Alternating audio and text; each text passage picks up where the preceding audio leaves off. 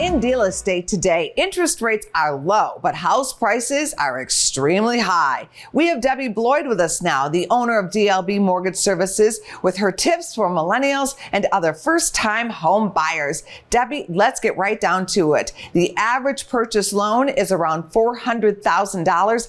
Is it a good time or a bad time to buy a house? Now's a good time to buy a home.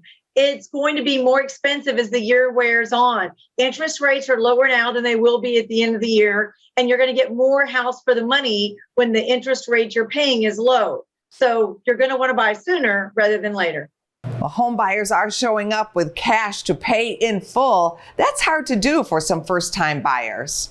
Well, you can do a lot of things. You can get yourself pre-approved and actually pre-underwritten. So everybody at the lender has already seen your tax returns, your bank statements. We've got you qualified. Now all we have to do is add that address in and order the appraisal. It'll make things go faster. You cannot waive an appraisal. You can't waive inspections when you're getting a mortgage like cash people can. So you just got to be ready on the loan side.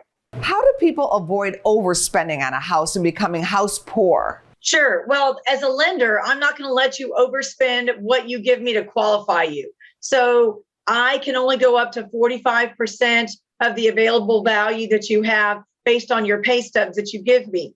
You can't overspend that way, but you can pay a little bit too much for a house. Now that's on you. So if you pick out a house and you have to bid $20,000 or $30,000 above asking price and maybe above what the appraisal is, you've got to bring that much cash into the deal. That's not always a bad thing. It's kind of like prepaying your interest. So you're just buying the house. That means you have to live there maybe 3 to 5 years to get caught back up with what you've already purchased. Doesn't mean you won't get your money out of it. It just means you've prepaid that. Any other final advice for first-time buyers and millennials? Well, I would say that you've got to get some choices when it comes to lenders.